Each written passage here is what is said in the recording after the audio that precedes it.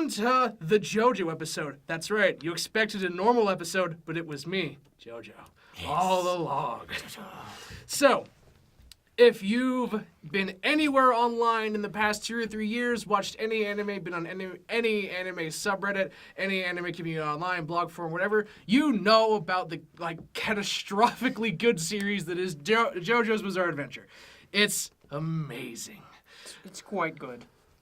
It really is. It really is. And we wanted to do an episode today talking about JoJo's, maybe why it's so good, maybe why and why, even though there are plenty of good animes, why it has taken on the cultural impact it has in really the has. American anime culture. Even in Japan too. We're going to look at this from two separate sides. Sam has watched most of JoJo's. I've seen all the stuff that's been released in anime form so far. I haven't read the manga yet, but I've seen all of it. I have watched a little bit of it, but I'm mostly familiar with it through what is called cultural osmosis, is that I have seen so many memes and fan fictions and discussions on JoJo that even without really watching much of it at all, I know far more than I should about JoJo's.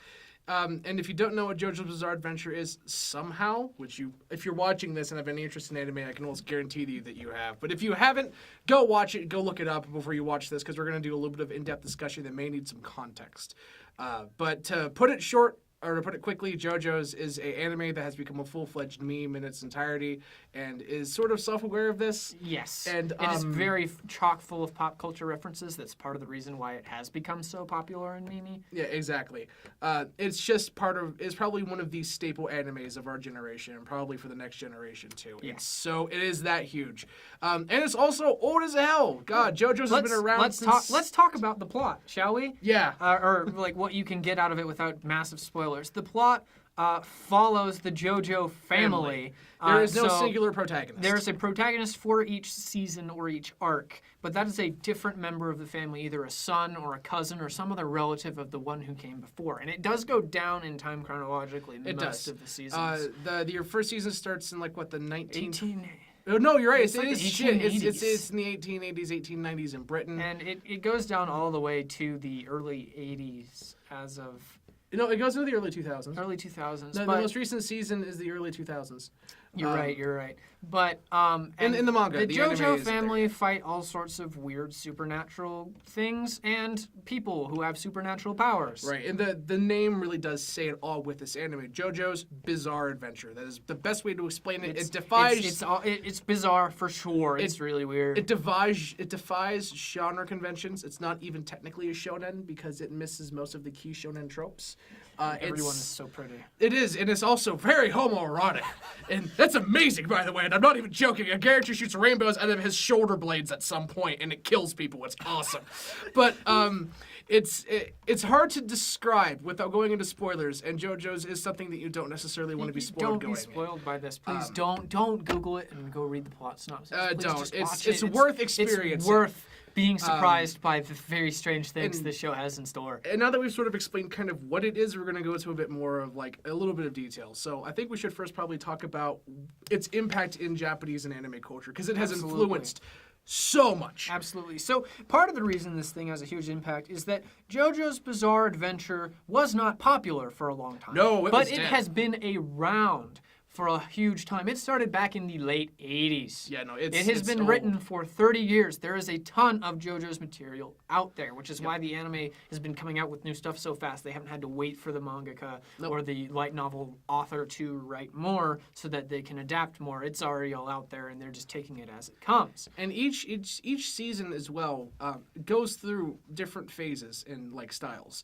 So if you watch seasons 1, 2, 3, 4, 5, 6, each season will have its own unique feel. And honestly, almost. You don't necessarily even really need to watch season 1 if that style does not. No, you do. Yeah. From plot context, you definitely need to know. I suppose. You need to get through seasons 1 and 2 to understand the framework of everything else. There's been a significant art style shift since seasons 1 and 2 for the better. I think they stuck with it in season 2. Season 2 was established most of the stuff that season 3 got home. So you at the very least need to watch season 2.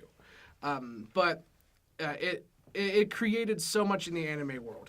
It established so much, especially for shonens.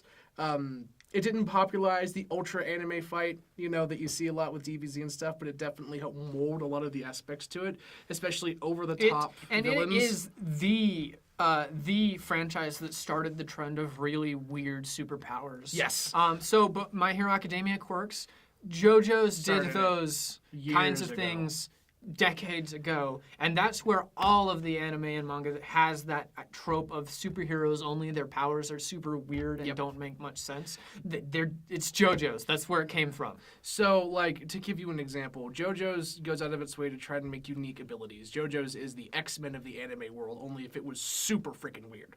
For example, a character called Mariah in Season 3, this is no spoiler, she's a one-off villain. Mariah in Season 3, her ability is she can make a light socket appear on any object, and if you get close to it, it will shock you. And if Mariah is within exactly 30 feet of you, you will have a magnetic field placed upon you, and it will exponentially increase every 2 minutes until everything around you is being magnetically attracted to you. And then you die because your fridge just hit you. About 30. Yeah, no, that's. But you see, it's so stupidly specific that it creates these very odd scenarios. And you have the aforementioned man who shoots rainbows out of his shoulders. Yeah, no, he was actually a pillar man. Yeah, so in the world of JoJo's, these are called stands, and they're really past Season 2, they're called stands. Yes. And they are literally. It's hard to explain stands because if I told you how they worked, you wouldn't quite get it. They're quirks up to 11 and then up to 11 a few more times. So imagine, like, instead of Cyclops shooting lasers from his eyes, he could summon up a magical half-naked blue man that could shoot lasers from his eyes that fought for him. That's the best way that I can explain it. It's a little bit like, think of it as like Yu-Gi-Oh, where the cards are like not just fictional monsters. The cards are spirits who do the weirdest, most random things you can possibly imagine and still manage to use it to kill things. Right. And this style of creating over-the-top, very bizarre fighting styles and abilities has resonated throughout not only most Eastern culture, especially anime, but Western culture too. JoJo's inspired a lot of, like, I would say late 90s, early 2000s stuff. More from a background perspective, but it did. It was massively important. As well, JoJo's is a comedy. JoJo's established a lot of the self-referential and parody styles that were really... It is the pop culture anime. The author of JoJo's is a massive Japanese and Western culture fan, especially of music, and has used oodles of pop culture and music and movie references to both JoJo. Japanese and Western movies in JoJo's. Yep. And so that's what makes it partially appealing to the United States is it will make a Top Gun joke. Then you will see that it is a Top Gun joke because the author actually knows what Top Gun is. The main antagonist for most of the show is called Dio. Yep, the metal guy. And that's pretty much how it goes. There's so much pop culture, so much self-referential humor in there that most people actually consider JoJo's a parody of anime, and in many ways they're right. JoJo's will make fun of a lot of anime tropes and practices, even in its early seasons, but especially later on. Yeah. JoJo's that was set around the early 2000s, seasons 4 and 5 and stuff, they definitely understand exactly what they are, who their fan bases are, and they go out of their way to make fun of themselves and anime at the same time. Yeah, so JoJo kind of simmered along in the background for decades as a manga that was moderately popular, but never really made it to the American scene until a new adaptation. There were previous anime adaptations, I believe. Of JoJo's? Of JoJo's. I believe there were a couple anime OVAs, like early in the 90s. I am unaware of these. They're super obscure, even if they exist. I may be completely wrong. They're not really popular, so that's why. It existed and people knew about it, but it wasn't... And then somebody decided they wanted to make an anime series of it in the mid-2000s for no apparent... we don't really understand why, but it was one of whatever they did... The reason why is most people have said, well, it's about time and it needs to happen because it was such a huge manga in Japan for so long. It was one of those things that they saw... they're just like, well, we don't have anything else to do this year. Well, JoJo's, their card's up. Let's do it. Yeah, exactly. And then in the early 2000s, the anime pittered along and was doing okay for a little while, then suddenly exploded into popularity. And I'll give you viewers at home one guess why. It's memes. That's right. When meme culture started rolling around, it eventually found JoJo's. And JoJo's is the most meme-worthy of all anime because it is full of pop culture references, and it's also incredibly strange. And so you have both the pop culture meme fandom and the abstract meme fandom, or just Meeting the together. Dada meme fandom, postmodernism, putting them together and coming up with JoJo memes, which are a thing all their own.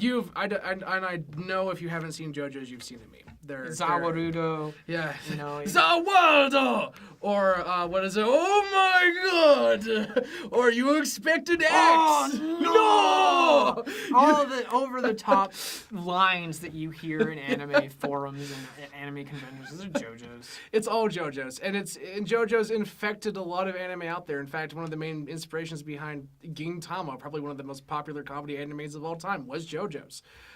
Even if you don't realize it, JoJo's has inspired the anime that you like. It's a lot. Yeah, no, nobody realizes it because it was just kind of a Japanese-only thing for 2 decades. But it has been there, and people in Japan have been reading it for a long time. And people in Japan enjoyed it enough to keep it going for 2 decades. And unlike a lot of other long-running shows, it managed to keep itself from power creep or sequelitis by not having straightforward powers, so you can just make them weirder. Yep. And nobody gets tired of weirder, really. Let's be honest here. And also, they don't have a consistent protagonist that constantly has to improve themselves. There doesn't have to be a power level. Some of the later seasons are for vastly lower stakes than some of the earlier seasons, but they're still massively compelling. Until the season about literal Jesus Christ coming back. Yes. Which was a thing, and it's great. There's also seasons that are just murder mysteries, and seasons that are just hunting for treasures, and then you have the seasons where the fate of the world or the fate of the entire JoJo family is at stake. Yeah, and then the one where the Nazis saved the day. Not even joking. Then they all die. And so because you have this variety in protagonists and in time periods and styles, and all the powers are based around being super weird and figuring out how to use them effectively rather than just being the biggest laser beam of the laser beams, it stays fresh. Yeah, in the best way I can probably explain it. It was just running out of time. The reason why JoJo's has become so popular is because it is so not anime. That's the best way you can look at it. When you think of an anime, it's not trope anime. It's not. It is like an anti-anime. Honestly, think of like Dragon Ball Z, where it's like, Goku getting stronger, and Frieza getting stronger. Instead, after Dragon Ball, Goku dies. Like, after the original Dragon Ball, Goku dies. Maybe he gets killed by the bad guy. Or maybe he defeats the bad guy and he just goes on and lives his life and dies of old age. And then the next season is like Gohan, and it's his story. It's like that. And because of that, it's so out of the norm and out of the comfort zone for most anime viewers, but it revels in it. It has a real progression of story. That does. progression is almost astonishingly fast compared to most long-running anime. And it's also good. And above all else, JoJo's is just high quality. Absolutely amazing. Please watch it. The writing is phenomenal, 10 out of 10. The visual style is phenomenal, 10 out of 10. The soundtrack is amazing. The sound is amazing. And not only do they use an original soundtrack that is out of this world, they also steal Western songs from time to time. The famous To Be Continued meme is an 80s song by the band Yes, which is a Euro band that I had as a kid. Their synth pop records, like, before this was ever a thing. And the end of season 3 was a parody, or not parody, but an adaptation of Dance Like an Egyptian or something like that. Or Walk Like an Egyptian. Walk Like an Egyptian, yes. Yeah, and they're all good. They're all extremely good. If you just want to sit down and watch an anime that is very out of the norm, that'll take you for a ride that you haven't seen before, because JoJo's is an anime that you will not have seen before. Yeah, or if you just want more street cred and you want to know what all the memes are about, right? You'll enjoy it anyway. Please go watch it. 10 out of 10. It's good. JoJo's out of JoJo. And a lot of people say skip seasons 1 and 2, but I say don't. If you really enjoy anime, watch seasons 1 and 2, because seasons 1 and 2 to me If you're there for the memes, you don't need seasons 1 and 2. If you're there because you want to watch something unique and amazing, watch seasons 1 and 2. Because after season 2, they create a totally new artistic style and a totally new mechanism for the show's progression. Because seasons 1 and 2 are really murder mysteries. I'm not joking. They don't have many supernatural elements. It's just about a dude that's a dick fucking with somebody's family. That's literally what it's about. And it's really, really funny, actually. It's almost a parody of shonen. To me, it felt like a parody of Fist of the North Star. But it was me, Dio. Yeah, no, that's literally what it was. So to give you an understanding... It's a little bit like...